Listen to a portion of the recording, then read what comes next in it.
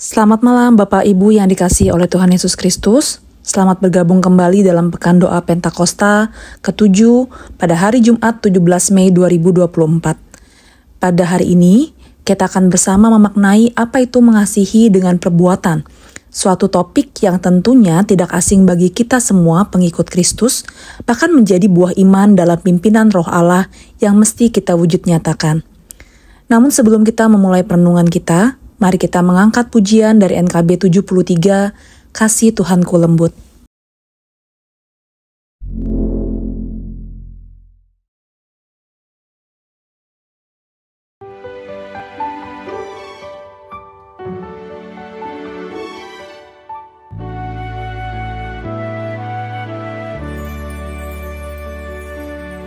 Kasih Tuhanku lembut, padanya ku bertelut, dan ku dambakan penuh kasih besar.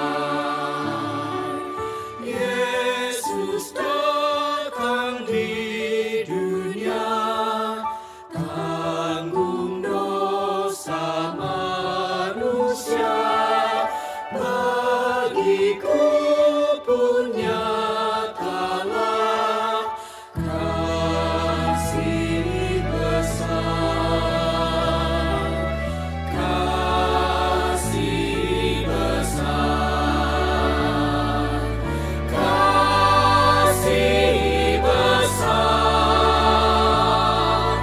Tidak terhingga dan ajaib benar, kasih besar.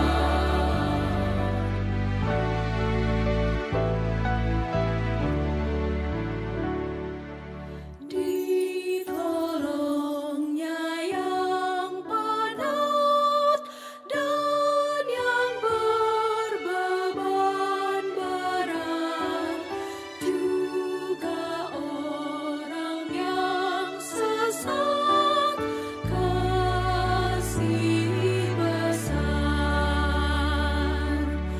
Walau hatimu cabar, kasihnya lebih besar dan membuat kau benar, kasih besar, kasih besar, kasih besar. Tidak terhingga dan ajaib benar, kasih besar.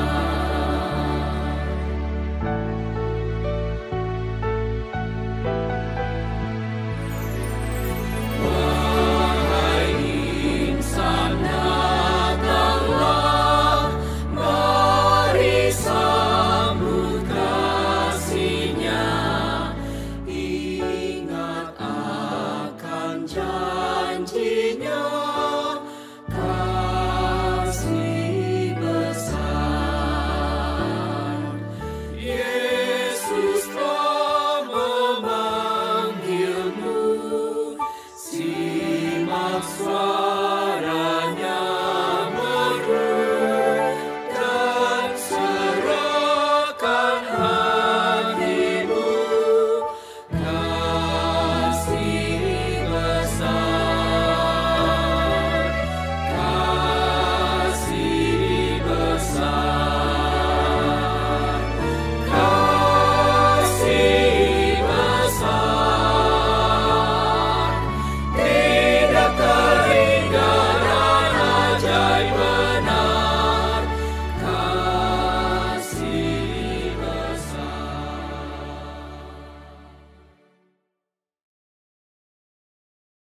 Mari kita memasuki hadirat-Nya di dalam doa.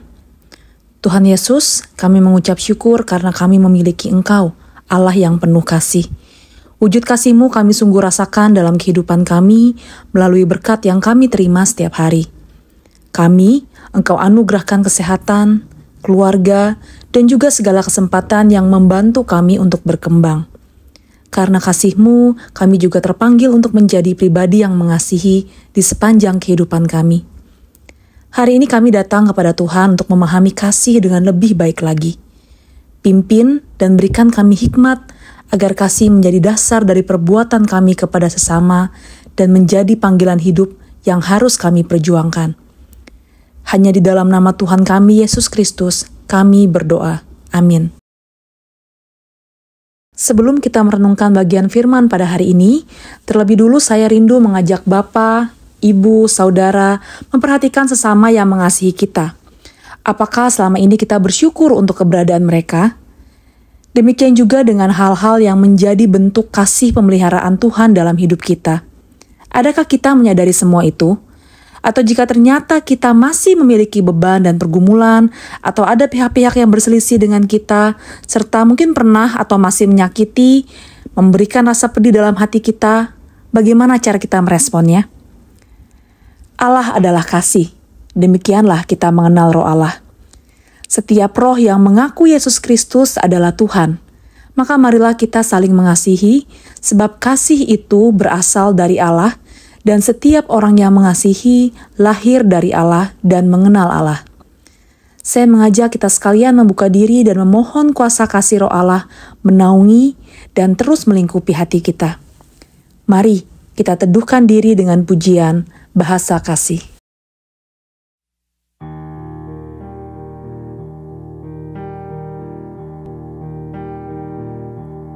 Andaikan aku lakukan yang luhur mulia, jika tanpa kasih cinta hamba tak berguna.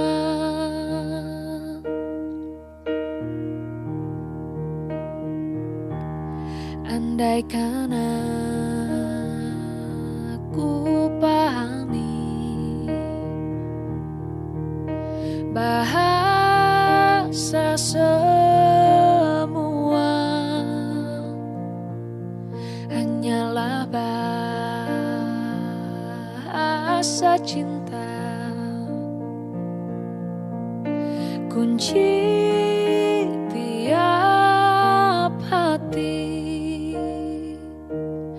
Ajarilah kami bahasa cinta-Mu, agar kami dekat padamu ya Tuhanku. Ajarilah kami bahasa cinta-Mu, agar kami dekat padamu.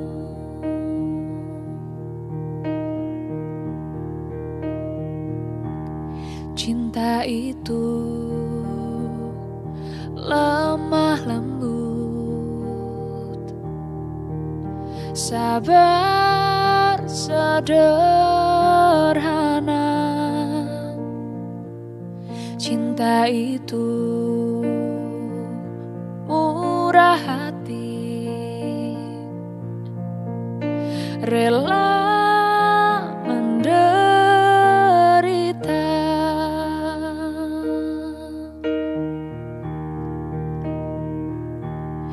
andaikan aku dermakan segala milikku, tapi hanyalah cintaku sanggup membahagiakan. Ajarilah kami bahasa cinta-Mu, agar kami dekat padamu ya Tuhanku.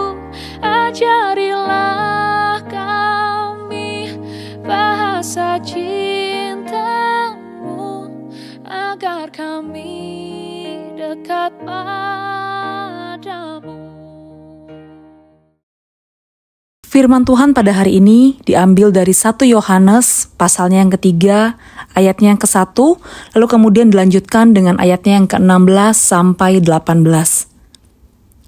Mari saya mengajak ibu, bapak, dan saudara sekalian untuk membuka dan memperhatikan firman-Nya yang berbunyi demikian. Lihatlah, betapa besarnya kasih yang dikaruniakan Bapa kepada kita, sehingga kita disebut anak-anak Allah. Dan memang kita adalah anak-anak Allah. Karena itu dunia tidak mengenal kita, sebab dunia tidak mengenal Dia. Demikianlah kita ketahui kasih Kristus, yaitu bahwa Ia telah menyerahkan nyawanya untuk kita. Jadi, kita pun wajib menyerahkan nyawa kita untuk saudara-saudara kita. Barang siapa mempunyai harta duniawi dan melihat saudaranya menderita kekurangan, tetapi menutup pintu hatinya terhadap saudaranya itu, bagaimanakah kasih Allah dapat tetap di dalam dirinya? Anak-anakku, marilah kita mengasihi bukan dengan perkataan atau dengan lidah, tetapi dengan perbuatan dan dalam kebenaran. Amin, terpujilah Tuhan.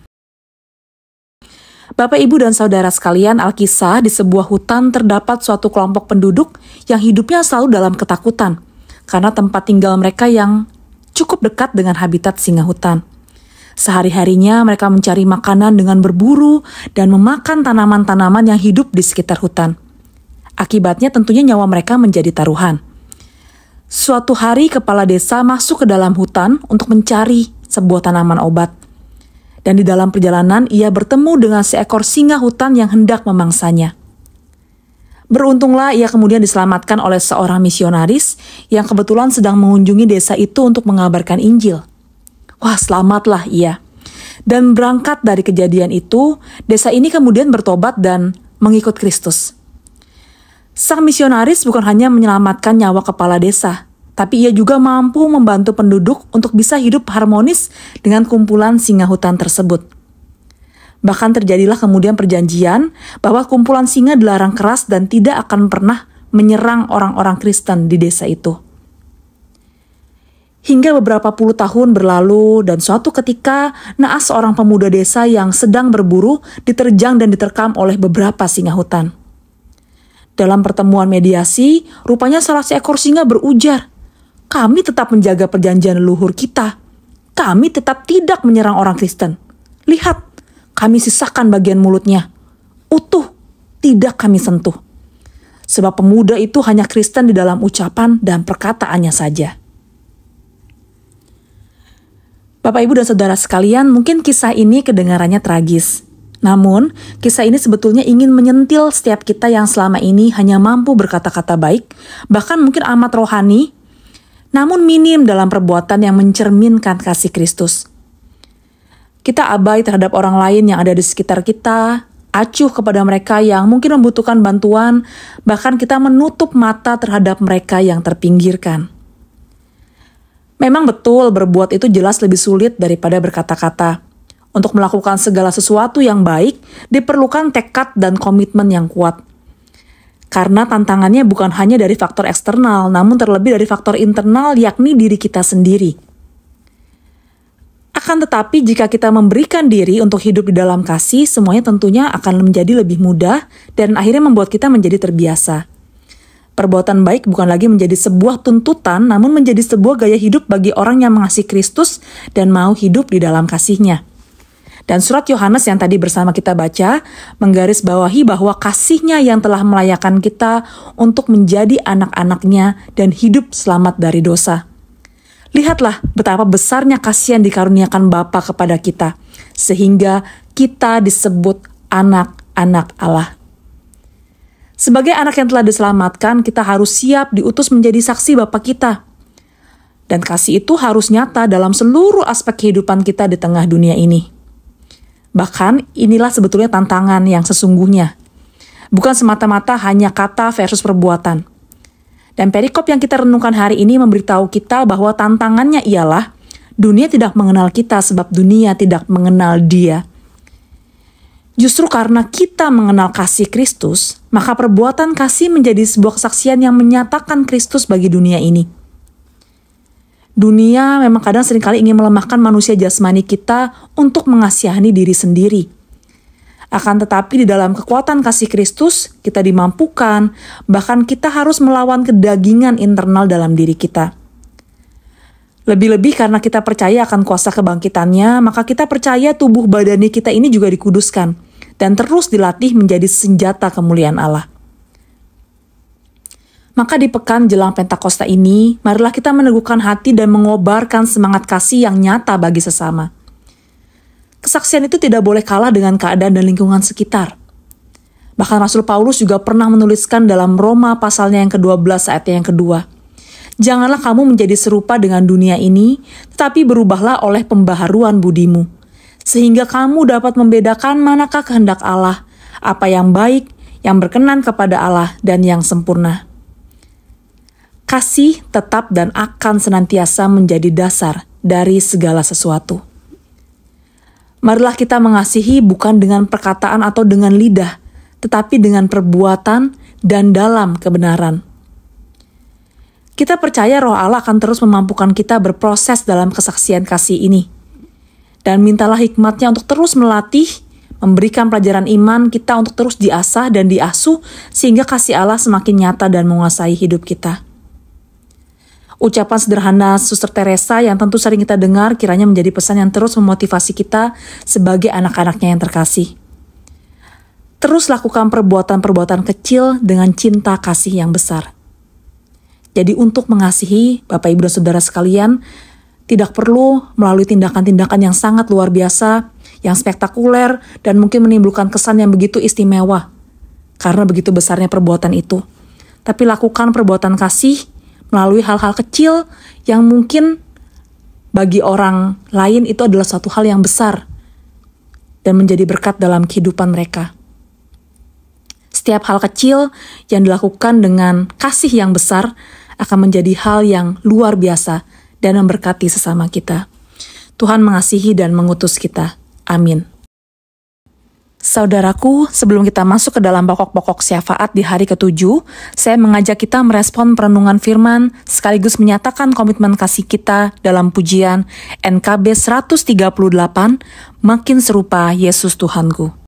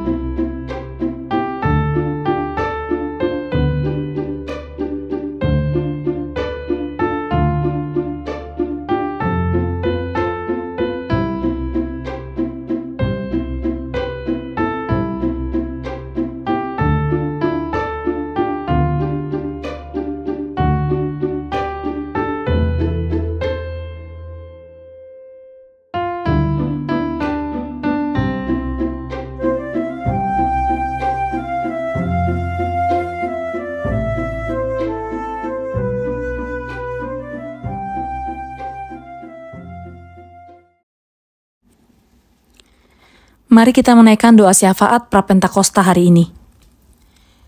Tuhan yang penuh kasih, kami bersyukur karena Engkau adalah Bapa yang amat mengasihi kami. Engkau memelihara, menyediakan yang terbaik bagi kami di sepanjang kehidupan ini. Dalam setiap suka dan duka, Engkau hadir bersama kami, meneguhkan dan memampukan kami untuk terus berjuang dan bertekun untuk tetap melakukan yang terbaik. Kasih-Mu membuat kami sungguh berharga. Karena itu kami ingin menerapkannya dengan lebih sungguh mengasihi Tuhan dan menjadi berkat dalam relasi kami dengan sesama. Ajar kami Tuhan untuk menjadi pribadi yang ramah dan murah hati, dengan memandang setiap orang yang kami jumpai sebagai pribadi yang berharga, sebagaimana Engkau memandang dan memperlakukan kami. Dalam kesempatan ini kami juga ingin berdoa untuk pelayanan-pelayanan sosial yang gereja fasilitasi bagi masyarakat di sekitar kami. Kiranya apa yang sudah kami persiapkan dan lakukan dapat menjadi berkat bagi saudara-saudara kami tersebut. Kami juga mengingat pelayanan gereja kami, GKI Nurdin, dalam forum kerukunan antar gereja, FPK Peduli Kasih. Biarlah melalui pelayanan ini kami juga mampu menyatakan kesaksian kasih Tuhan terhadap sesama. Begitu juga halnya dengan pelayanan gereja Tuhan dalam dunia pendidikan melalui BPK Penabur, Ukrida, dan juga Maranatha. Kiranya pelayanan yang sudah lama terbentuk ini menjadi wadah di mana kami dapat membentuk pribadi-pribadi yang bukan hanya cerdas secara akademis, namun juga memiliki iman dan kasih dalam setiap laku dan tindakan sehari-hari. Kami menyadari bahwa dalam setiap pelayanan yang kami lakukan, bukan untuk meninggikan nama kami semata. Semuanya kami persembahkan bagi hormat dan kemuliaan nama Tuhan, Allah yang telah terlebih dahulu mengasihi kami dan mengutus kami untuk menjadi saksi. Inilah segenap kerinduan hati kami. Dengarkanlah ya Tuhan, dan juga setiap doa-doa pribadi yang kami serukan atau pergumulan-pergumulan yang kami tuliskan melalui kertas doa.